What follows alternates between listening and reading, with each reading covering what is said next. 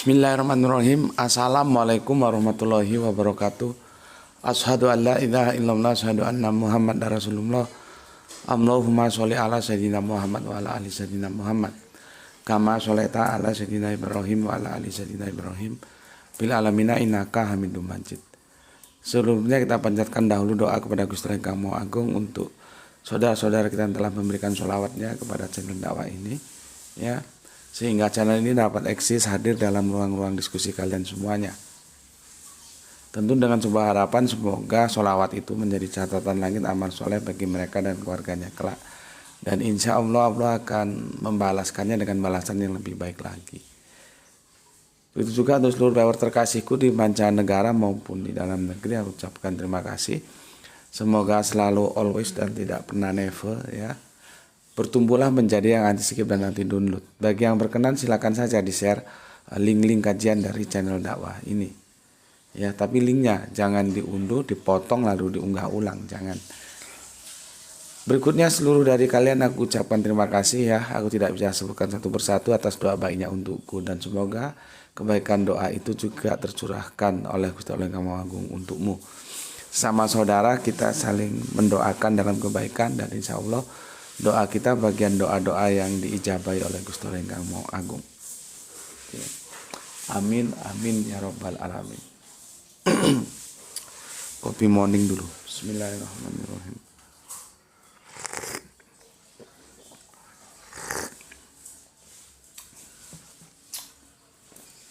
Kemarin kita mengunggah 3 seri mampir ngombe yang kemarin, ya, karena waktunya juga lagi liburan kan, kalian lagi akhir pekan, ya. Jadi seperti apa yang kita kaji kemarin, agama itu tidak seperti cek kosong kita mau sesuka-sukanya bikin-bikin tuh tidak bisa, ya. Itu intinya di situ. Apalagi aku sudah jabarkan dengan analisa matematis itu, ya. Jadi kalian supaya paham, karena kalau nanti salah memahaminya jadinya masuk dalam perangkap pluralisme. Sedangkan Islam itu tidak mengenal pluralisme, yang dikenal pluralitas. Makanya Islam itu mengakui adanya agama-agama di luar Islam itu diakui, tapi kebenarannya tidak, ya. Tolong diperhatikan, mengakui adanya agama-agama di dunia ini itu pluralitas.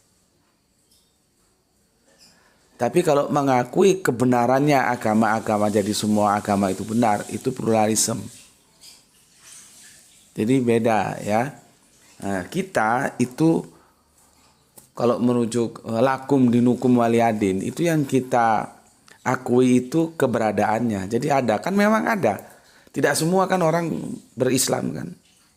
Itu ada, itu pluralitas. Kalau pluralisme, semua itu nanti dianggap sama, dianggap benar. Itu yang jadi masalah. Jadi kajian kemarin itu untuk menolak, jangan sampai kalian terjebak oleh pemahaman pluralisme. Karena itu yang mengatakan bahwa masalahnya bukan di 5-nya, masalahnya bukan di 10-nya. Tapi 8 tambah 2 ya 10, 9 tambah 1 ya 10, 7 tambah 3 ya 10. Yang penting kan sama 10-nya. Mau dia dari 5 tambah 5, mau dia dari 7 tambah 3, mau dia dari 8 tambah 2, itu kan pilihan masing-masing. Kan begitu, ya. Sebenarnya tidak boleh begitu, ya. Kalaupun kita jujur, memang ada hal-hal yang nanti humanisme itu berbeda dengan yang teologis yang vertikal. Jadi ada horizontal, ada vertikal, ya. Jangan hal-hal seperti itu dipukul rata sehingga nanti plural. Maka yang harus ditekankan juga 10-nya. Artinya apa? 5 tambah 5, nah di sana masalahnya. Itu tidak bisa tidak, jawabannya harus 10. Tidak boleh lebih, tidak boleh kurang, harus 10. Ya, jawaban. Jadi 10-nya seharusnya yang dipegang. Bukan berapa tambah berapanya 10. Gitu ya. Tapi hasilnya 10 itu yang harus dipegang. Jadi dia terkunci.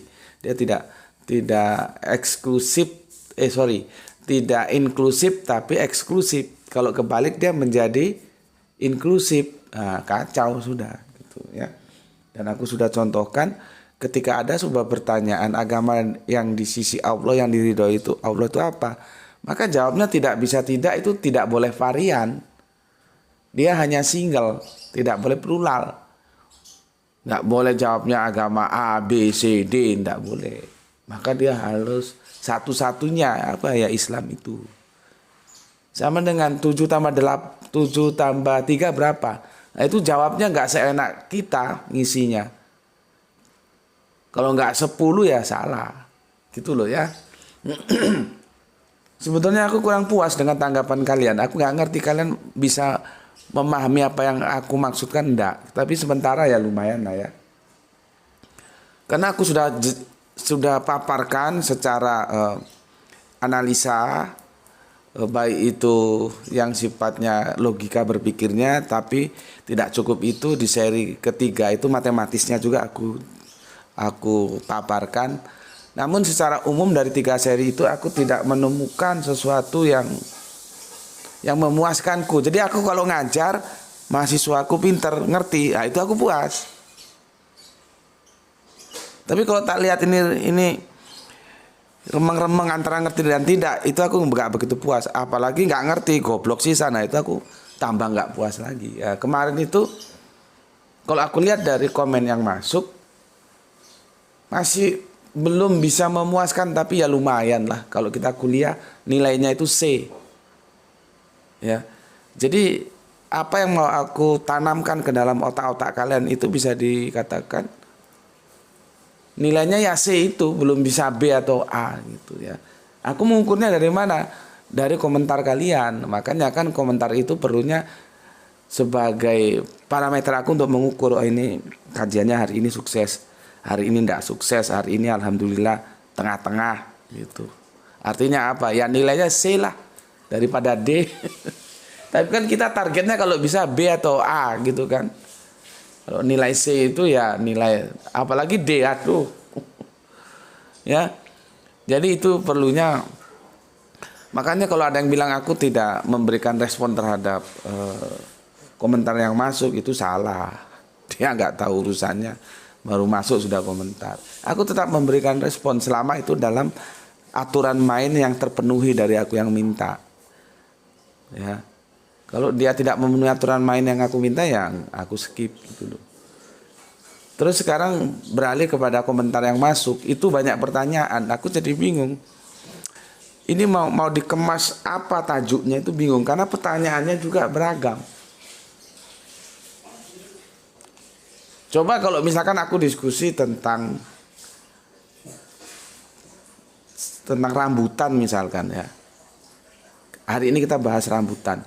Nah, semua kalian di komentar itu arahnya ke rambutan. Itu enak aku mengemas videonya, juga enak nanti kemasannya apa. Jadi kalau ada orang tanya, Gus saya mau belajar ini di mana? Oh videonya ini, tinggal sebut. Tapi karena aku bahas rambutan, tapi komentarnya ada yang duren, ada yang duku, ada yang langsep, ada yang pisang, ada buah nanas. Jadi ngemasnya itu aku sedikit kesulitan. Akhirnya dia menjadi bunga rampai campur-campur. Nah, maka dari itu ya kita berjalan aja lah ya, gimana adanya ya kita lalui aja dulu. Nanti kalau bahasa orang kulonan itu learning by doing lah ya. Maka aku akan jawab komentar kalian yang masuk, mengalir aja. Nanti kalau bisa satu video, kalau enggak ya beberapa video lah ya seperti kemarin. Karena pertama pertanyaannya itu beragam, yang kedua ya gimana ya, nggak bisa kalau dijadikan satu topik gitu ya. Tajuk itu kan sebetulnya kan mewakili isi, sedangkan isinya beragam gitu. Ya sudah, kita mengalir aja ya gitu. Yang penting otakmu, goblokmu hilang, pinternya tambah, gitu aja wis. Bismillahirrahmanirrahim.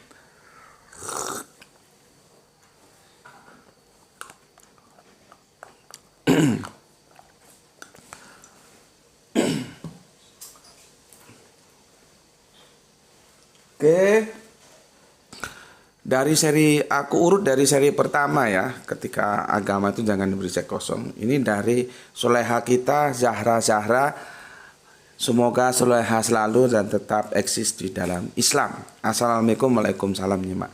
Nggih Mbak Zahra ya, semoga eksis. Ini beliaunya ini mualaf, jadi kita harus beri dukungan tanpa reserve ya.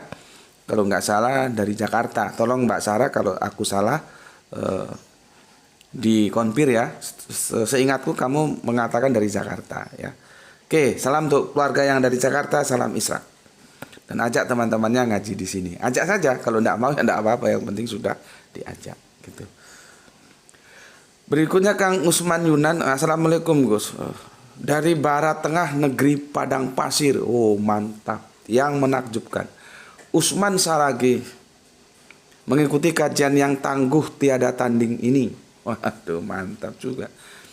Harapanku, harapan kami semua selalu always menyertai laiku beserta keluarga tercinta untuk dapat menikmati kesehatan dan keselamatan. Amin, amin, amin, amin. Pada menit ke-28 Dubai hadir guru. Oke. Terima kasih atas jawabannya kemarin tentang kiblat. Arah sholat memang maksudku Gus. Kalau arah sholat itu nanti bisa berkomunikasi dengan bagian yang memang itu bagian mereka itu bagian geologi kan nanti. Kalau aku terus terang tidak punya kapasitas, yang ngerti tapi dalam taraf yang masih minim lah.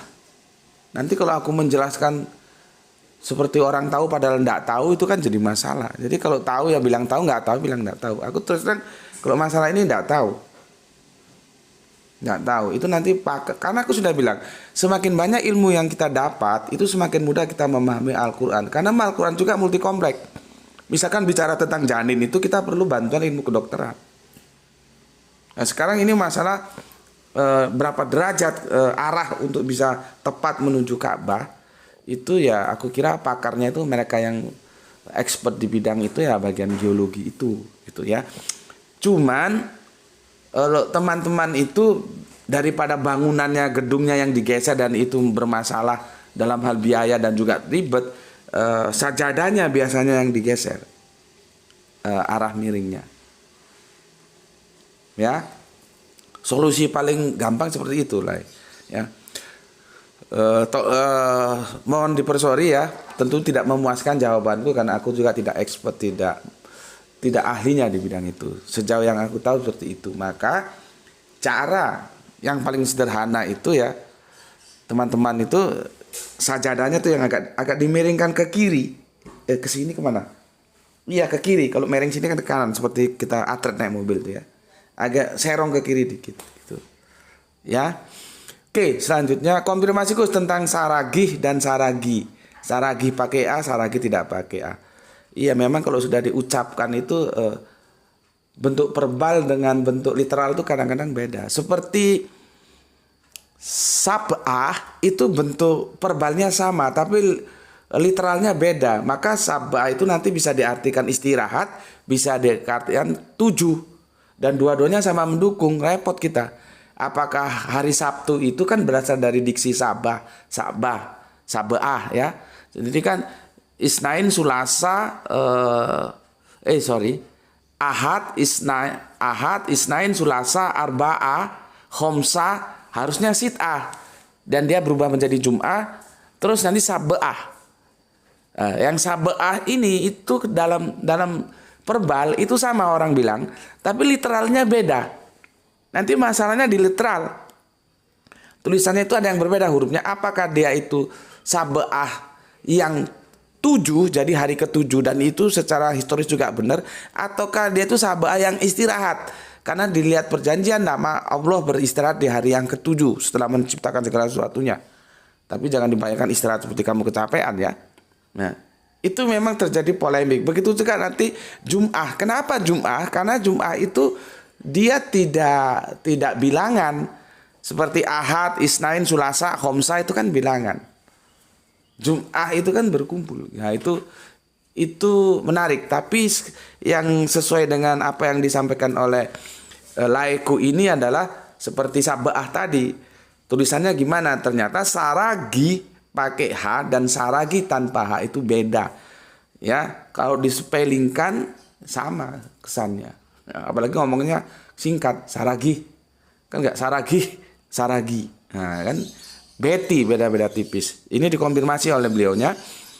Saragi, ya. Batak Simalungun lebih cenderung Muslim. Jadi pakai H ya. Kalau Saragi tidak pakai H itu Batak Toba, lebih cenderung Kristen. Mau late godang laiku. Oke, terima kasih banyak. Laiku gitu katanya. Mau late itu terima kasih. Godang itu besar banyak ya. Tapi ada lagi Balga itu juga besar ya. Itu Batak Toba ya. Oh berarti Lai ini yang Saragi ya, yang Batak Simalungun ya, yang kecenderungan Muslim. Kalau dari jalur Pak Deku itu Bataknya juga Simalungun, namanya Pak De Mantak Purba. Jadi marganya Purba ya. Itu Simalungun juga. Jadi dari jalur Pak De itu Mantak Purba ya. Domisilinya di, kalau guru kita almarhum Gus Manani bilang itu berasal dari kata berlawanan menjadi serbalawan, dialeknya berubah menjadi serbelawan. Nah ini kalau orang-orang Sumatera Utara khususnya Siantar dan sekitarnya tahu daerah Serbelawan itu daerah mana ya. Oke, terima kasih Laiku sudah dikonfirmasi dan mohon maaf kalau aku salah ucap ya. Saragi gitu. Oke, sehat selalu, semoga sukses, Gusti Allah Agung melindungi dirimu ya dan memberikan kesehatan di rantau orang, yaitu di negeri Barat Tengah ya, Dubai. Oke, selanjutnya alhamdulillah Palu nyimak Tuan Guru agar tidak jadi korban kebodohan lagi dan tidak menggadaikan iman kita dengan pemikiran orang lain. Insya Allah kita cerdas seperti Tuan Guru dan jadi penentu bukan ditentukan. Amin amin ya robbal alamin. Lama-lama Gispati ini jadi ustazah ini.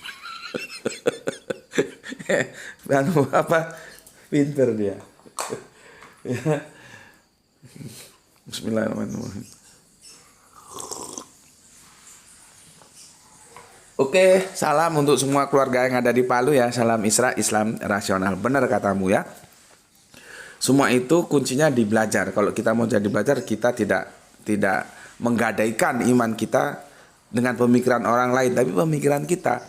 Karena sudah dinutrisi oleh pengetahuan. Berikutnya juga ya, kita tidak akan bisa ditentukan orang lain ya, tapi kita yang menentukan gitu. Oke, terima kasih Gispati, salam Isra untuk keluarga yang ada di Palu. Berikutnya Kang Norman Padilla ya. Assalamualaikum Gus. Waalaikumsalam. Tidak ada kewajiban bagi orang yang meninggal. Iya. Membuatku sulit tidur, membuatku mengulang-ulang menyimaknya, menghantam akar pikiran. Ada hal-hal baru yang tak lazim, tapi mempunyai landasan dalil yang jelas hingga tak mungkin dibantah. Lihat apa yang dibicarakan, bukan siapa yang bicara. Salam Isra Gus, salam hormat dari Balikpapan. Oke, terima kasih untuk saudaraku Norman Padilla ya. Seperti yang aku bilang kemarin, Norman Padilla itu ternyata beliaunya Salafi tapi excellent, istimewa. Dia tidak bisa disamakan Salafi secara umum ya, seperti itu teman-teman Salafi ya. Beliaunya itu meskipun Salafi tidak close mind, tapi open mind ya. Memang orang seharusnya open mind ya. Tidak maunya ngajinya itu ke kelompoknya saja, terus kelompok lain diabaikan bahkan dinihilkan, itu enggak begitu ya. Maka aku bilang salah satu keistimewaan Norman Padilla, dia itu open mind ya. Nah sekarang aku akan mengatakan begini, Kang Mas Norman Padilla ingat ya waktu aku cerita bahwa aku kedatangan misionaris namanya Mas Iran ya. Aku pernah cerita dulu ya, kalau kamu ikuti video-video dulu. Awalnya situ aku ingin dia itu bantu aku benahin komputer. Pada waktu itu laptop masih mahal ya. Komputer itu juga masih Pentium 3. Ya. Nah, karena kami ketemunya di toko komputer dan akhirnya dia tak ajak ke rumah dan dia mau. Dan dia lihat karena di rumahku itu buku-buku itu tak biarkan bebas, tak tumpuk dan semua bebas, buku itu bebas. Semua orang tahu, semua orang boleh baca. Nah, dia lihat di samping di sisiku ada Al-Quran, tapi juga ada tumpukan-tumpukan Bible dari tahun ke tahun, dari terjemahan versi ke versi itu ada. Akhirnya dari yang niat awalnya itu dia mau bantu aku benahin komputer, berubah karena dia lihat bukuku itu, lihat ada Bible. Aku sebagai tuan rumah tentunya nggak elok kalau aku ngajak dia diskusi kan. Aku takut menyinggung perasaannya karena dia kan misionaris, dia ada tugas di daerah Pasuruan itu, daerah anunya pengabdiannya ya sebagai misi gitu. Kok ujuk-ujuk gitu ya, ujuk-ujuk itu tiba-tiba dia yang ngajak diskusi aku karena tahu ada banyak Bible di situ. Ya karena dia yang ngajak, aku yang mau. Tapi kalau aku yang mendahului kan kurang elok lah ya, ndak baik. Kita juga harus jaga perasaan orang. Apalagi dia tamu. Kita kan dalam Islam ada adab-adab menerima tamu, itu kan ada. Dari situ diskusi jadinya sudah jalan. Diskusinya itu dari ba'da asar sampai malam maghrib itu. Ya. Aku menjelaskan begini Mas Iran, kita yang melebihkan manusia dengan binatang itu akal, rasio. Setuju Pak. Nah, sekarang ayo kita memberdayakan rasio kita. Salah satu yang bisa disebut sehingga kita terima sebagai Tuhan itu syaratnya apa, requirementnya apa. Kan nggak bisa dong sedikit ini Tuhan itu Tuhan, kan ya jadi kacau. Harus ada syaratnya. Seperti kamu mau menjadi penginjil kan harus ada syaratnya. Minimal kamu ya pernah berpendidikan lah tentang Injil. Kalau kamu nggak tahu, nggak pernah megang Injil aja, nggak pernah tiba-tiba jadi penginjil, kan kacau. Nah, itu syarat seperti itu. Nah, begitu juga kita menyebut sesuatu dan kita terima sebagai Tuhan, itu kan harus ada syaratnya. Gitu. Dia bilang, oh iya Pak. Nah, sekarang kita sepakat nggak bahwa sesuatu yang disebut Tuhan itu dia harus absolut. Kalau dia relatif, dia itu mesti bukan Tuhan, gitu loh. Dan dia setuju, maka aku jelaskan, ya, bagaimana Yesus itu relatif terhadap Bapa. Relatif, orang terus bilang Bapa lebih besar daripada aku, itu sudah relatif banget itu. Jadi omong kosong kalau kamu ngatakan bahwa Bapa dan Yesus itu setara, enggak setara. Relatif itu. Ya tentunya panjang ya, nggak hanya ini pokoknya panjang. Akhirnya jelang malam, jelang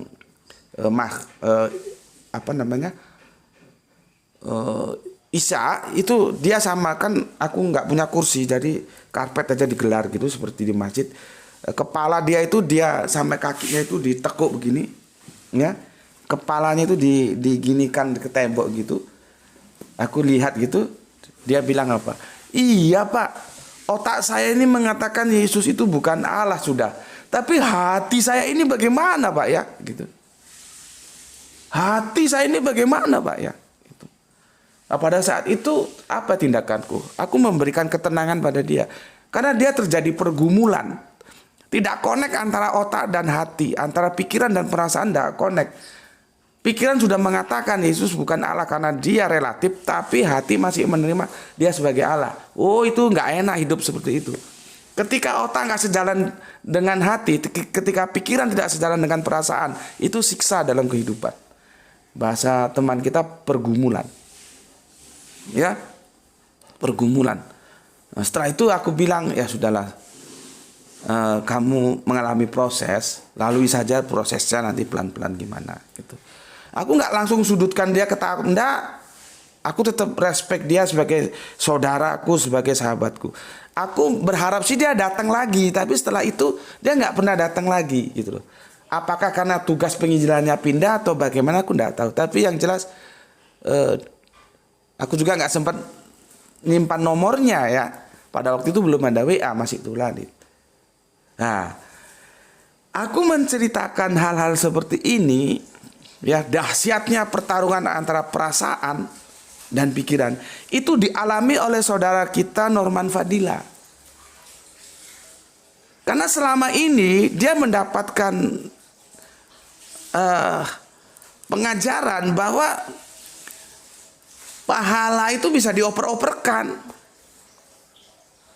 Jadi ada pahala waris. Setelah aku jelaskan dengan rinci, ternyata tidak bisa. Karena memang orang kalau sudah meninggal itu nggak ada lagi kewajiban apa-apa. Jadi kalau anaknya naik haji, ya itu pahalanya untuk anak haji. Apakah mamanya, bapaknya tidak dapat pahala? Dapat, tapi bukan pahala berhaji. Pahala dia mendidik anaknya sebagai anak soleh. Hadisnya kan begitu. Nah, dalil ini tidak bisa dia tolak. Tetapi ya, ilmu yang lama diajarkan ke dia itu terlanjur mancep. Jadi dalilnya masuk ke otak, tapi ke hati belum, karena di hatinya belum dikeluarkan. Jadi makanya kalau ngaji di sini tuh, apa yang ada di dalam gelas, dulu ada yang komentar begitu teman-temanmu, itu airnya dibuang dulu supaya aku mengisi kamu bisa. Kalau kamu tetap mempertahankan air dalam gelasmu, aku isi, tumpah dia. Seperti ini, kalau tetap diisi kopi lagi, dia mesti tumpah. Maka kopi yang ada di dalam ini harus dihabiskan dulu. Setelah dia kosong baru diisi. Kan Norman Fadila mengalami pergumulan seperti Iran misionaris tadi. Norman Fadila jelas mau membantah, dia nggak punya alasan. Karena logika yang aku bangun kan Qur'ani dan hadis. Mau dibantah seperti apa? Bantah itu hadis, bantah itu Al-Quran. Belum lagi logika kita lah, orang sudah mati kok. Nggak ada kewajiban apa-apa, kalau sudah mati itu selesai, sudah tinggal ada hitung-hitungan. Tujuannya apa? Dua. Makanya Oma Irama kan bikin lagu tersesat itu kan. Sudah sampaikah ke telinga negeri tempat tujuan kita? Tujuannya kemana? Dua. Enggak surga ya neraka, kemana lagi? Negeri tempat tujuan kita, ke surga atau neraka. Itu doang, nggak ada. Nggak ada kewajiban haji, kewajiban sholat. Nah, akhirnya itu menjadi pergumulan.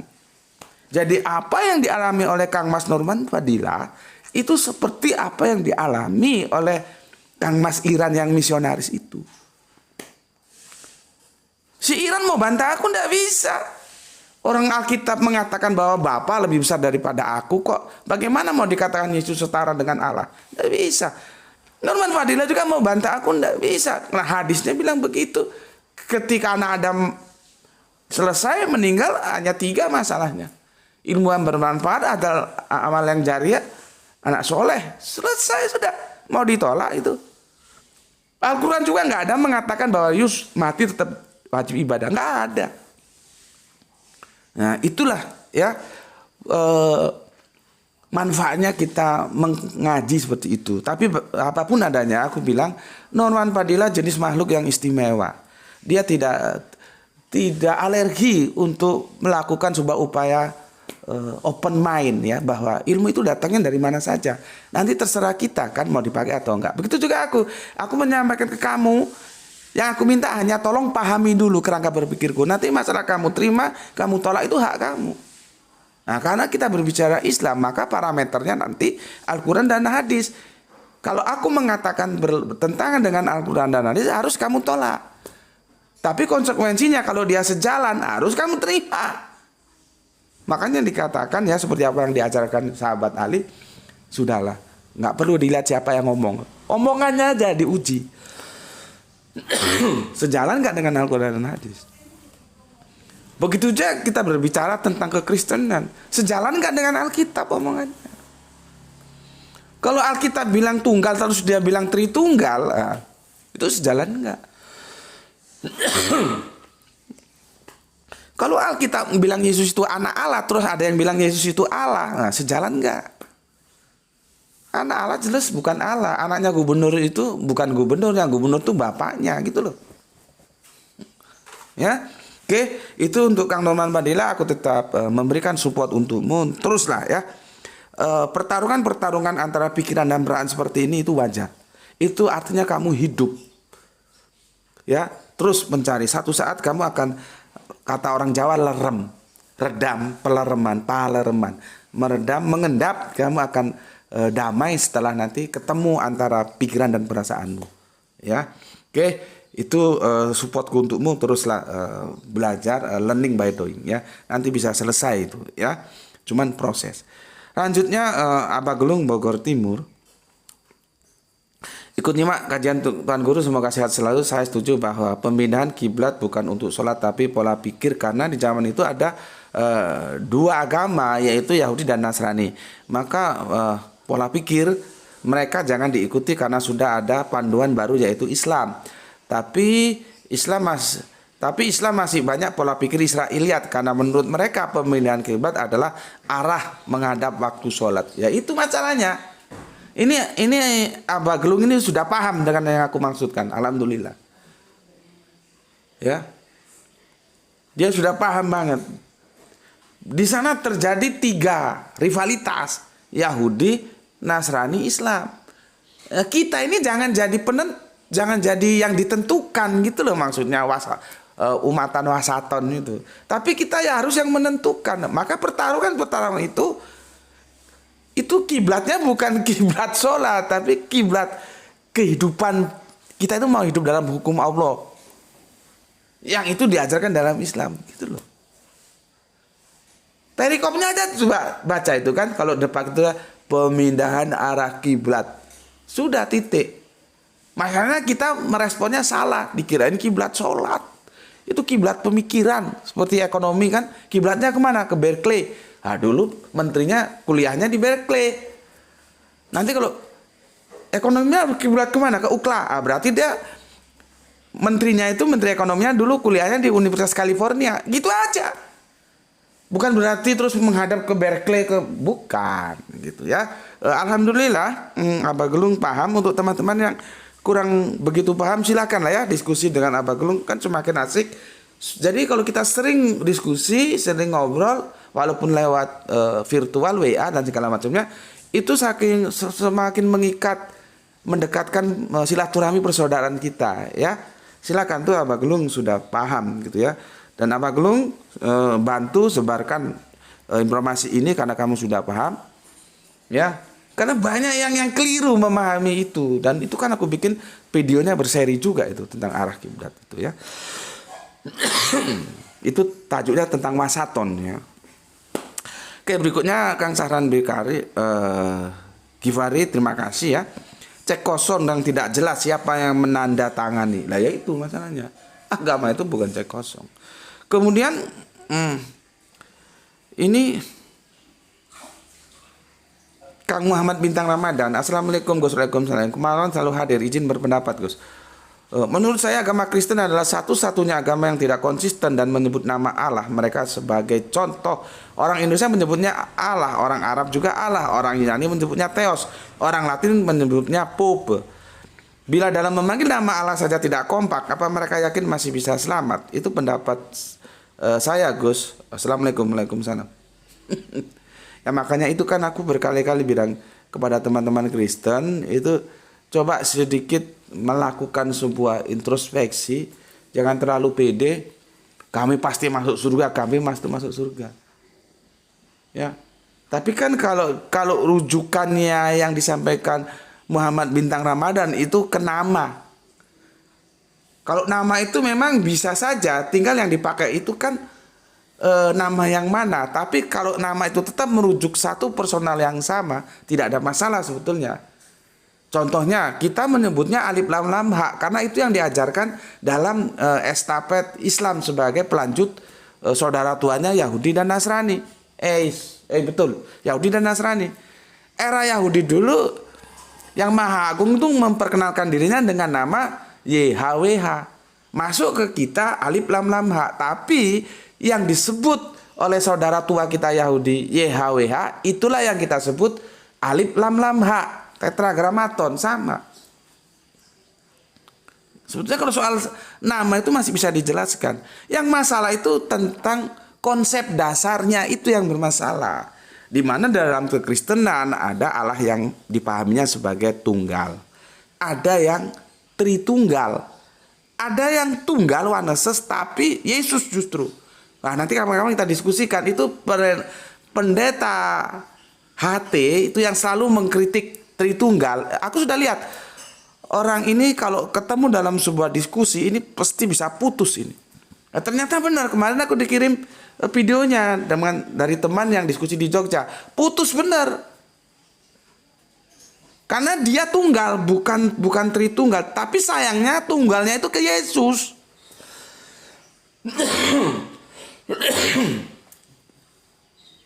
Nanti Kristen Tauhid dan Saksi Yehova juga tunggal, tapi tunggalnya ke Allah. Nah, pendeta HT ini tunggalnya ke Yesus, yang Allah tunggal tuh jadi Allah tuh Yesus. Ini bermasalah lagi. Makanya aku bilang, tauhid itu jangan hanya berapa, tapi siapa. Nah, pendeta HT ini sudah benar berapanya tunggal, siapanya yang bermasalah. Nah, sekarang supaya Muhammad Bintang paham, yang menjadi permasalahan itu sebetulnya di situ, bukan sekedar sebutannya. Kalau sebutannya orang bisa maklum kalau bisa menjelaskan seperti aku jelaskan tadi. Sudah berapa abad ini agama? Sekarang sudah 2023. Konsep teosnya aja nggak sama, beda-beda. Terus bilang mau aku masuk surga pasti. Lah, nanti temanmu sendiri yang Kristen juga bilang begitu. Kalian ada berapa Kristen, konsep teosnya beda-beda. Nggak mungkin semuanya masuk surga. Dulu, ya.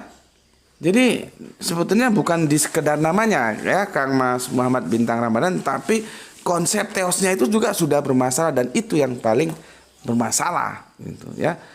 Karena agama itu hal yang paling penting utamanya menjelaskan siapa Dia yang Maha Kuasa.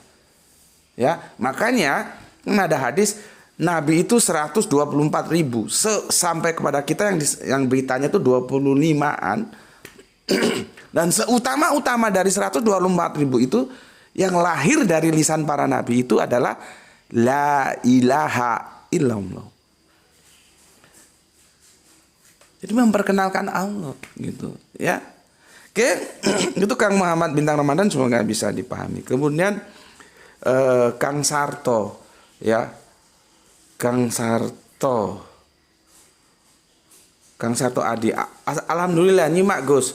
Setelah ikut kajian Isra, menurut saya setan itu ya bagi kita ya kebodohan, kemiskinan, keterbelakangan, akhlak dan iman, dan itu yang harus kita berantas agar kita bisa kiamah. Saya kira itu realistisnya. Gimana Mas ya? Apa yang kamu sampaikan itu aku setuju, tapi maksudku tidak ke sana. Coba ini ya. Kan ini kemarin datang dari pertanyaannya si Muhammad Bintang Ramadan ya, tentang orang kemasukan setan atau apa itu. Bismillahirrahmanirrahim.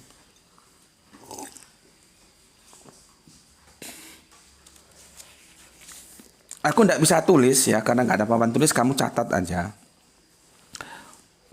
Surat 234. Nanti surat 236. Ya. Ya, Al-Baqarah ya. Aku bacakan begini. Surat 234. Dan ingatlah ketika kami berfirman kepada para malaikat, sujudlah kamu kepada Adam. Maka sujudlah mereka kecuali iblis. Ia enggan dan takabur, dan adalah ia termasuk orang-orang yang kafir. Disebut siapa? Iblis. Sekarang masuk kedua yang 36. Ya. Lalu keduanya, siapa itu? Bapak Adam dan Ibu Hawa digelincirkan oleh setan dari surga itu dan dikeluarkan dari keadaan semula. Dan kami berfirman, turunlah kamu, sebagian kamu menjadi musuh bagi yang lain, dan bagi kamu ada tempat kediaman di bumi dan kesenangan hidup sampai waktu yang ditentukan. Aku ulangi yang 236. Lalu keduanya digelincirkan oleh setan. Pertanyaanku, kenapa di 234 disebut iblis, tapi di 236 dia berubah menjadi disebut setan? Kenapa? Itu sudah aku jelaskan, videonya ada 2 episode atau 3 tentang Adam. Itu maksudku. Karena aku ingin menggiring kalian ya. Sebetulnya setan itu apa? Iblis itu apa? Karena banyak yang menganggap setan itu personal. Iblis itu personal, bukan. Kamu juga bisa jadi setan, kamu bisa jadi iblis. Masalahnya pada momen mana kamu bisa disebut setan, pada momen mana kamu disebut iblis. Jadi Al-Quran itu bahasanya tertata gitu loh. Nggak sembarangan. Dia tertata. Ya, itu yang maksud aku. Jawabannya sudah ada videonya, silakan tonton Kang Mas di sana ya. Nanti ya, sosok yang nggak mau ya bersujud kepada Adam itu kita bisa tahu dari golongan mana dia. Dari golongan malaikat kah? Dari golongan jin kah? Atau dari golongan manusia? Itu nanti ada di surat Al-A'raf dijelaskan. Kita tahu. Dari mana kita tahu? Dari bahan baku diciptakannya. Nanti itulah awal mula kesombongan asal usul. Berkembang menjadi kesombongan keturunan. Nah itu salah satu kenapa ya Kanjeng Nabi Muhammad itu punya putra wafat di usia muda semua, tinggal putri-putri. Ya bisa jadi salah satunya untuk mengikis kesombongan keturunan itu. Keturunan Nabi itu bukan Nabi. Dan keturunan itu diambil dari garis laki. Nabi tidak punya. Yang punya cewek-cewek. Bunda Halimah Az-Zahra itu. Ya. Jadi begitu yang aku maksud Mas ya. Aku nggak akan jawab karena videonya ada. Silakan kamu hunting sana gitu ya. Lihat ini waktu nggak cukup. Nah itu sudah mau berangkat. Ini baru dari seri pertama yang kemarin itu, ya. Belum seri yang kedua, ketiga, ya. Nggak tahu nanti gimana. Ini juga tajuknya apa coba? Tajuk video ini apa? Kan nggak bisa dibikin karena dia menjawab berbagai problematika yang tidak satu jenis.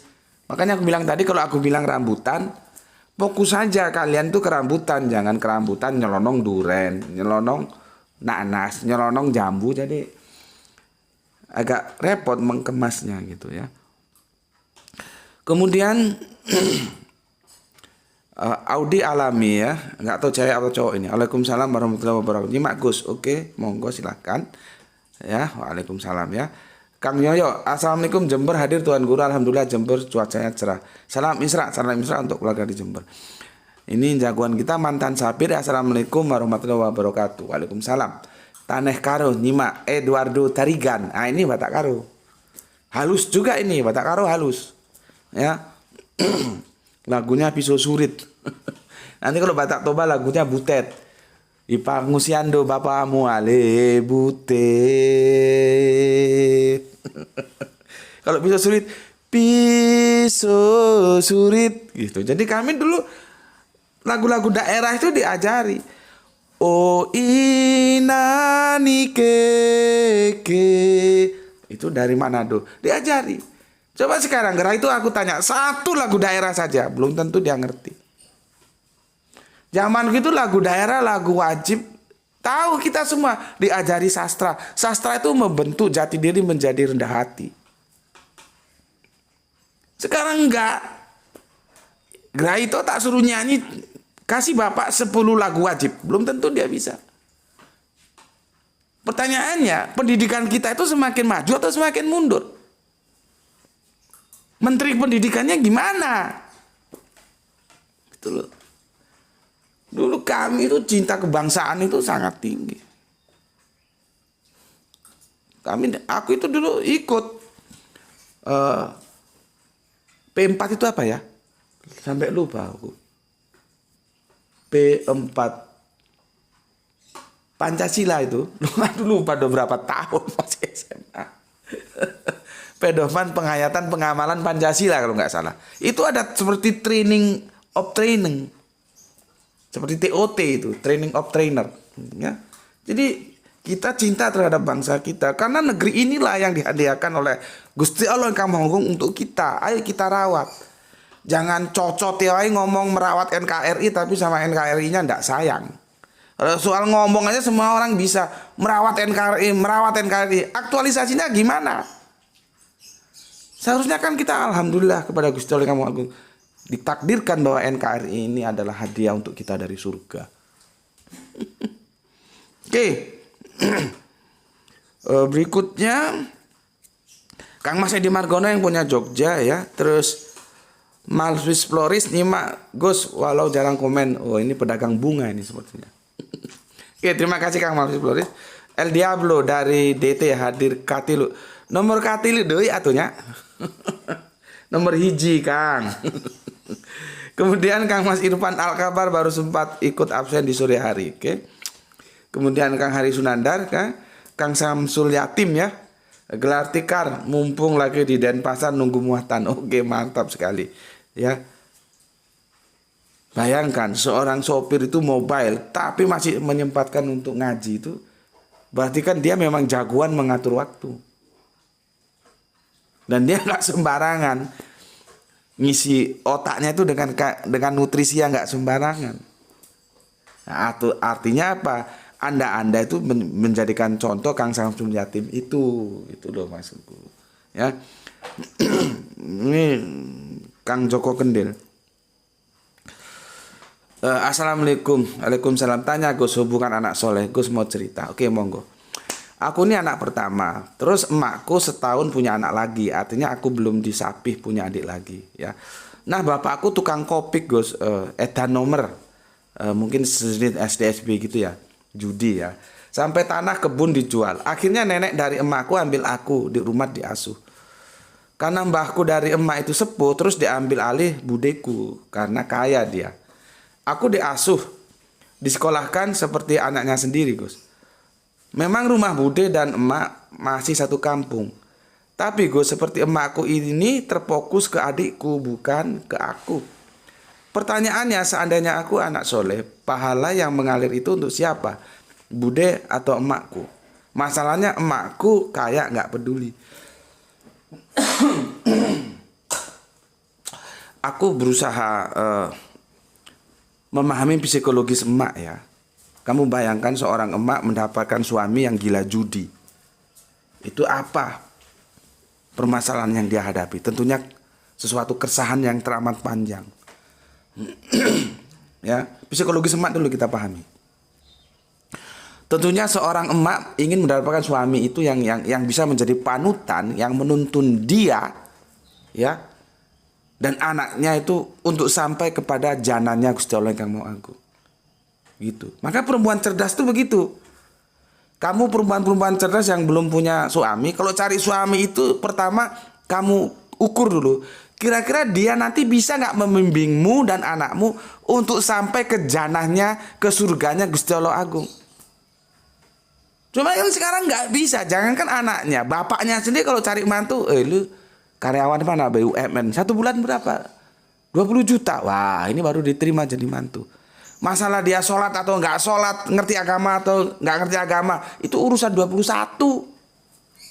Padahal agama kita sudah mengajarkan lewat Kanjeng Nabi hadisnya, yang dipilih itu agamanya dulu, baru nanti kayanya, cantiknya atau gantengnya. Tapi agama itu posisi utama. Nah, laki-laki juga begitu. Kalau cari istri nanti kira-kira ini bisa didik anakku sehingga sampai kepada janannya surganya Gusti Allah, enggak. Begitu. Cuman kan kita sudah terjebak materi. Nah, bundanya saudara kita Kang Mas Joko Kendil itu ada dalam sebuah kondisi yang memang sulit mendapatkan suami. Bapaknya Kang Mas Joko Kendil itu yang suka judi ya. Itu tentunya tidak mengenakkan Mas. Jadi sampean harus memaklumi psikologis emak jenengan ya. Itu yang pertama. Yang kedua, jenengan kan sudah diasuh oleh bude yang ternyata secara strata ekonomi itu lebih mampu. Jadi kalau sang emak lebih fokus ke adik, itu sesuatu yang ya mungkin perasaanmu merasa tidak diperhatikan, oke lah, tetapi harus dipahami secara bijak. Kondisinya itu memang begitu. Artinya emak sudah memasrahkan kamu kepada budemu. Ya sudahlah toh Joko kan sudah diopenin sama mbakku, ya aku tak fokus yang ini. Itu bukan berarti dia mengabaikan kamu. Ya. Cuman kondisi dia, suami yang begitu ya, itu membuat keresahan yang cukup panjang.